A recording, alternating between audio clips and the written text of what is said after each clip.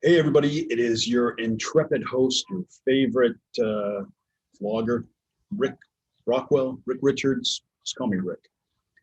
Anyways, it's been a long time, right? It's been, I think the last time I checked in was back in March, and that was for 52 weeks to flatten the curve.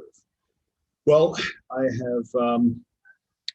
I've moved on from that subject, and for a variety of reasons. Number one, it's not a good subject to talk about anymore, because really everybody in the world is talking about it, right? Number two, I just there's a lot of pressure and a lot of shadow banning. I mean, it really kind of smashed down the channel in terms of shadow banning, subscribers disappearing and stuff like that. So you know what, I thought, okay, time to move on from this. So I mean, part of the problem with a channel now on YouTube anyways is that there really aren't a lot of things that you can talk about now. You can't talk about this. Certainly, well, okay, you can talk about it only as a way, only if you're saying go out and get the cab, right? You can't question it, you can't examine it, you can't provide a dissenting voice on it. You can't talk about the illness at all. You can't talk about so many of the things that are, you can't talk about last year's election. You can't talk about anything racial. You can't talk about anything that is not completely complimentary of somebody that lives a LGBTQ whatever lifestyle. So, I mean, that's the state we're in right now, right? So I figured, you know what, if there's nothing really to say, I'm not going to say anything. And so I have just been going about my life, working at business, trying to keep things afloat, dealing with the hands that all of us have been dealt, or most of us. Remember when we said we're all in this together? Well, I knew it at the time. Go back and watch these early ones. I knew there was going to be a set of double standards creeping in. But like I said, I'm going to stay away from that kind of territory, because one wrong word and an algorithm is going to pick me off out of the sky, and it'll all be wasted, and who knows what other problems it will cause me, right? So basically, I've changed the name of the channel to A Stranger in a Strange Land. And this is more or less just documenting some daily experiences I have, and some of the things I'm doing. So right now I am coming to you from the seaside city of Tivat. Where is Tivat, you might ask? Well, I'm glad you asked. Tivat is in Montenegro. And you can see from my balcony here some of the beautiful scenery in Montenegro. There's the Adriatic Sea out there. Oh, looks pretty good, doesn't it? So, I mean, that was my feeling. I'd felt very cooped up in Canada for a long time now, and really, I mean, when this whole thing went down, I had a lot of expansionist plans for business, in Europe and the rest of North America, and they were kind of, well, not kind of, they were put on hold, and they were limited, and I just, I really felt I had to break out, right? So, what's it like? What's it like traveling? First of all, what's it like traveling in the age of crisis? And what's it like here in Montenegro? And why Montenegro? Okay, so I'll give you a quick rundown of the procedures I have to go through for the travel. So first and foremost is the test. So you have to get a test. to indicate that you do not have the virus. And I have now been tested 1, 2, 3, 4. I have my 5th test coming up in about 2 days. And then within about 3 days after that, I will have a sixth test. Needless to say, every test has come up negative. I was sure I had it. Sure, I had the virus back in March, and I took a test, and the test came back negative. And so full credit to them. I mean, they're not falsifying tests. And I was shocked, and I found out it was a medication I had taken for like a cyst that I had right above my eye, right? And the cyst went away, and the medication, as soon as I stopped taking it, I felt better. So that's kind of what was going on there. But so the procedure is domestically in Canada, you can fly anywhere. You essentially just have to answer a questionnaire saying that you don't have any symptoms. And you have to wear a mask, of course, throughout the airport and on the airplane. And that's pretty much it. There's a lot of stuff that's still kind of shut down and limited at airports now. For example, rental cars are only coming out of one terminal in Pearson Airport. Yeah, other than that, domestic travel it's not too much different for now. International travel is a little bit more restrictive. So what I had to do for that, I had to book a test. And I found out there's only certain places you can use to actually get the test. So I had to book a test at a lab in, where is it? It's in Markham in Ontario. I booked this 2 days before I was flying. Went in, got the test. There was no lineup. It was very easy. It was quick. It was done. I had to pay for it though. It cost me $150. So, I mean, you're banging out these tests, 3 tests, that's nearly $500 just in tests, right?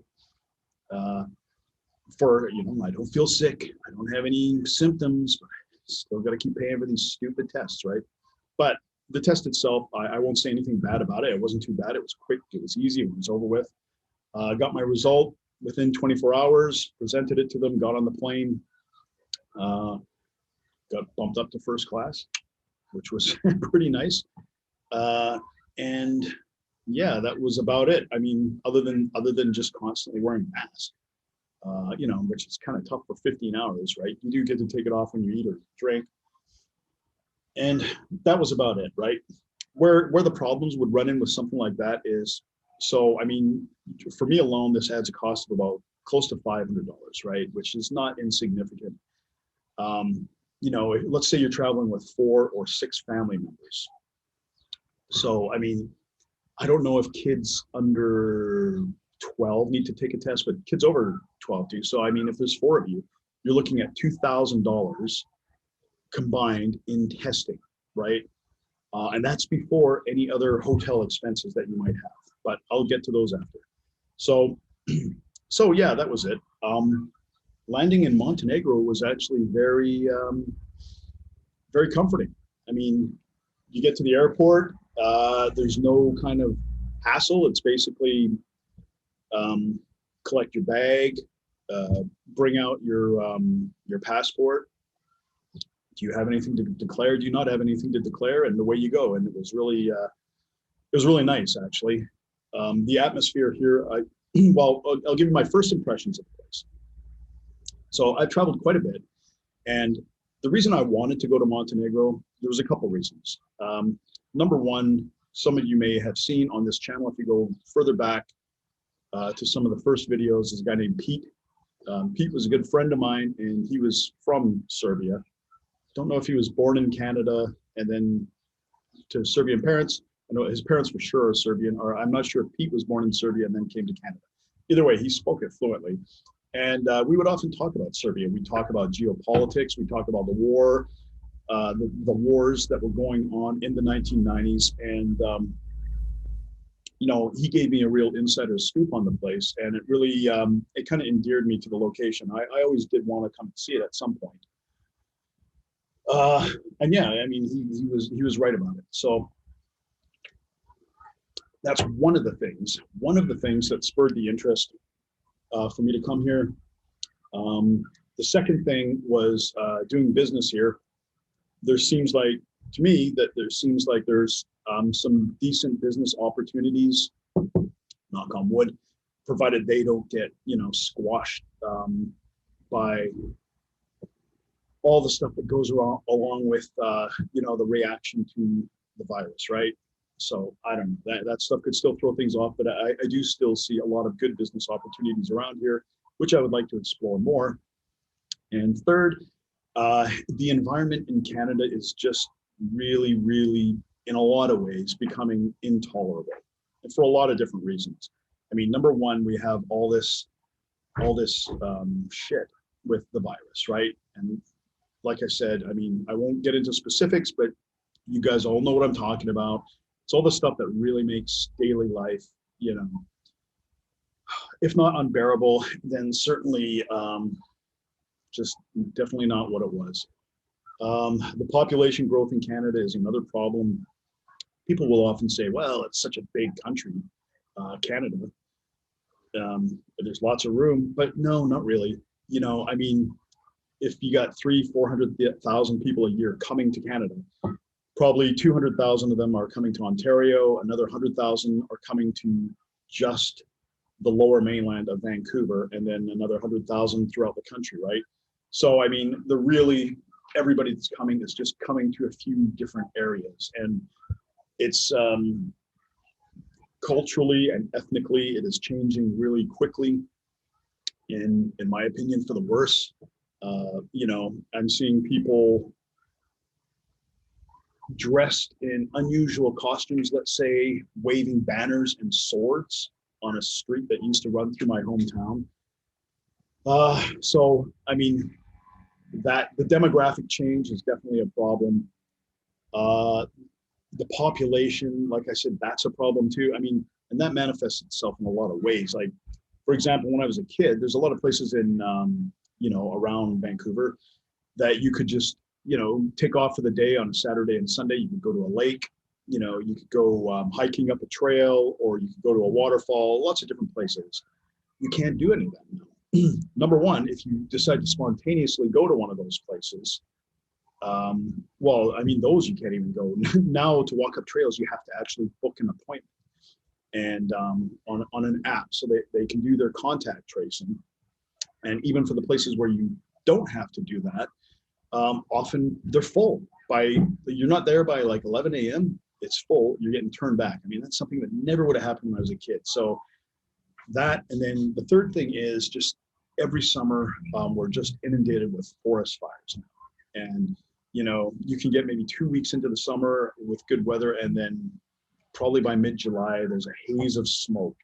And I mean, it was really bad about 3 years ago. It just hung around for like a month, sporadically. Last year probably not, but then this year again it's there, and it's just not the place it was, right? So my first impression that's the final reason that I wanted to come someplace different, as a way of looking around at another place that I might want to spend some time, right? And it's getting really, really hard to get away from all that woke bullshit that we see in traditional Western countries. It's getting really hard to get away from. So my first impression when I came here is it reminded me, geographically and physically, it really reminded me a lot of Spain. And it's hot too. It's as hot as Spain. And it reminded me, if you took Ukraine and Spain and combined them into one place, like Ukrainian people, put them in Spain, I think you'd have something very similar to Montenegro. I mean, it does have some of that Soviet and some of that Slavic influence that you see from Ukraine in an environment that's very much like Spain. That was my first impression. The Montenegrin people, I have to say, they're very nice. I mean, people always say that when they travel, that the people are great, but I wouldn't say that with every place I've been to. I've been to a lot of places where people were rude. Yeah, the Montenegrins, the Jamaicans are great. I would give them a lot of credit. Probably Montenegro, I'd say this is probably the nicest people that I've come across, to be honest. And not in a kind of not in a customer service way, just more of a, I don't know, they're just very decent people, right? Like they're not over the top. The one exception is if you're driving, like if you're not driving the exact speed that the person behind you wants you to be driving, fuck man, they're gonna ride your ass everywhere, right? And this is something I've noticed a lot in all European countries. They always talk about their laid back lifestyle. Not so much when they're driving.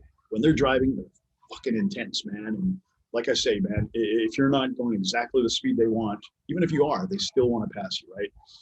Even if they only get ahead one space in another long line of cars, they'll still do it.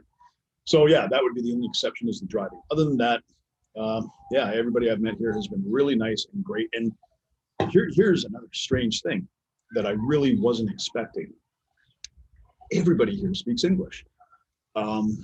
You know, part of the fun of traveling for me is I like to throw myself into an environment where I don't, you know, where I'm really kind of at a disadvantage, or I don't understand things, or I don't know things, and then just start piecing things together, finding how things work, where to go, picking up the language, understanding. I mean, I've taught myself Spanish and Russian, not fluently, and you know, but well enough to get by in both of them. And I'm ashamed to say that I have learned very, very little Serbian. They speak Serbian, Serbo-Croatian here.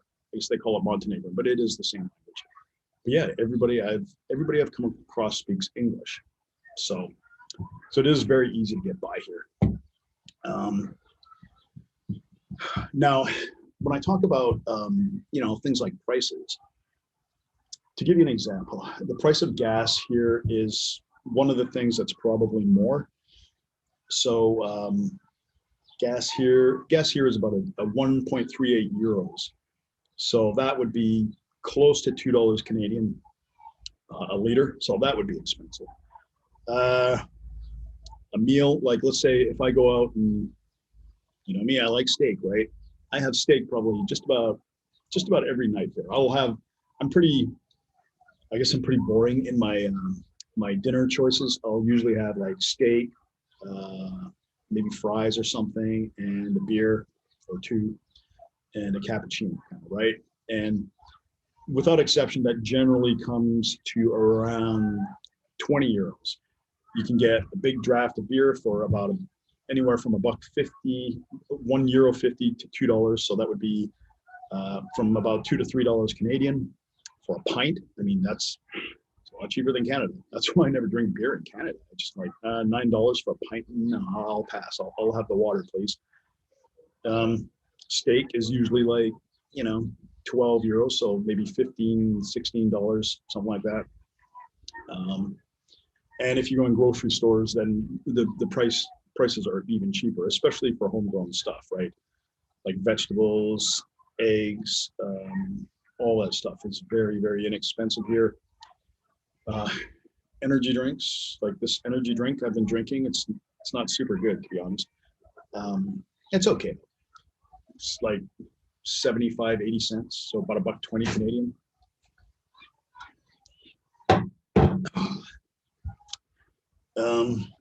Houses, apartments, you can get a lot of stuff by the sea. You can get an apartment by the sea for probably about 100 grand Canadian. Now, of course, that goes up, you know, depending on what else you want. You know, if you want it right on the sea, it'll probably be more, of course. If you want more bedrooms, it's going to cost more, parking, stuff like that. But generally, like in a town like this, if you want an apartment, you could get one for 100 grand. I feel fairly confident saying that. And, you know, this is a very, very nice area. So I've been to, since I've been here, I've been to the capital city, Podgorica, which is, it's not that great, to be honest. It's just kind of a bland, it feels like a Soviet kind of city, actually.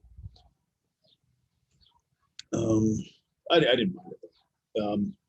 I've been to, just outside of that city, there's a place called Doklia where they have Roman ruins that's 2,000 years old, and it's just completely, well, I'll post a video. I did a blood ritual. Some of you may know I'm an Athlonian, and I did a blood and soil ritual there.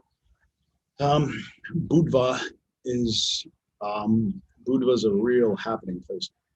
That's right on the coast, and you get a lot of tourists there. You get a lot of tourists all over the coast here. There, you get a lot of I don't know. I'd call them more mid-range tourists, right? A lot of people from Russia, Ukraine, especially Serbia. I guess other parts of Montenegro. Montenegro is a small country. There's only 600,000 people here, so the entire country, the population is about the same as Surrey, right?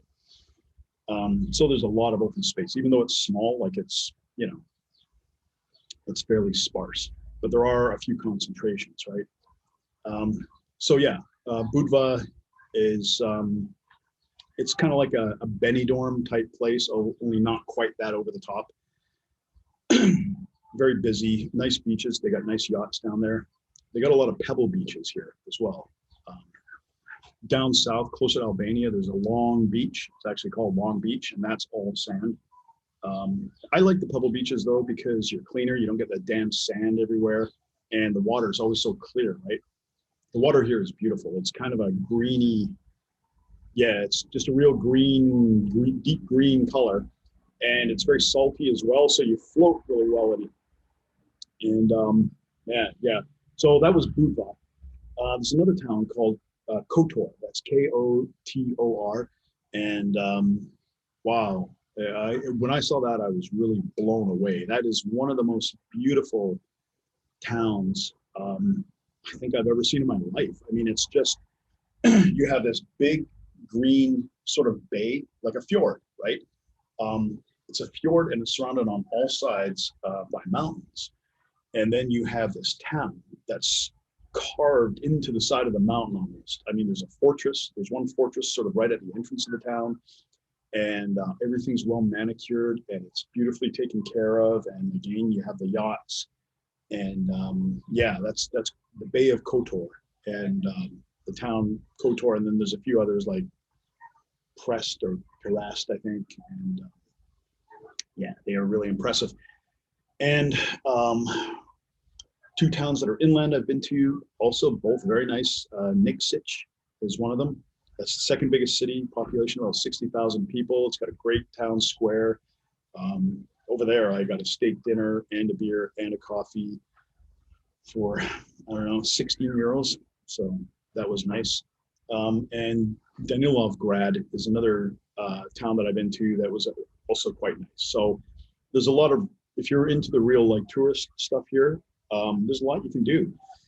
You can hunker down by the coast. If you're into the sand and the sun, you can get both of those. If you're into the pebbles and the sun, you can get that. If you're into traveling and seeing ruins, you can do that. If you want a good place to stop in order to sort of hop off to other countries, like I think you can take a ferry here over to Italy. Although this may be in non-virus times, that might be a lot easier. You can drive through Albania. You can probably drive to Greece in a day. And by a day, I mean like a 10 or 11 hour drive. The biggest slowing factor would be the roads. They don't have the mass high-speed roads here. And, you can drive to Serbia and Croatia. I'm actually very close to Croatia. If anyone is familiar with the movie, the series Game of Thrones, King's Landing was filmed in Dubrovnik. So that's a city on the south kind of peninsula, the very south coast of Croatia, and it's actually right across the harbor, like sort of just, if you see those mountains over there, it's sort of just on the other side. So very close to King's Landing here. You could call this place Castelli Rock, I guess. And yeah, I'm in Tivat now, and it's a very nice town. So that is the update for now. I will, if anybody wants more updates, I will be happy to give you some. I'm going into the interior next, and maybe I'm going to be staying in one of the special hotels that you stay in when you arrive back in Canada. So if you like, I can set something up from there and let you know what that experience is like. I'm sure it is absolutely awful, but I will go through it and I will share it with you, okay? So from the beautiful shores of Tivat in Montenegro, I will say, Doviđenja.